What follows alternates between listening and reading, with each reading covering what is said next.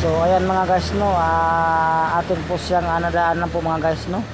Atin po siyang bibigyan po ng pagkain po mga guys. Sino kaya pong itong taong ito mga guys no? Dito po siya natulog po sa tabi po ng kalsada po mga guys. So ayan po, kinakagat-kagat na po siya ng mga lamok mga guys no. So atin po siyang gigisingin po mga guys at atin pong pakainin po mga guys no. Ayan po.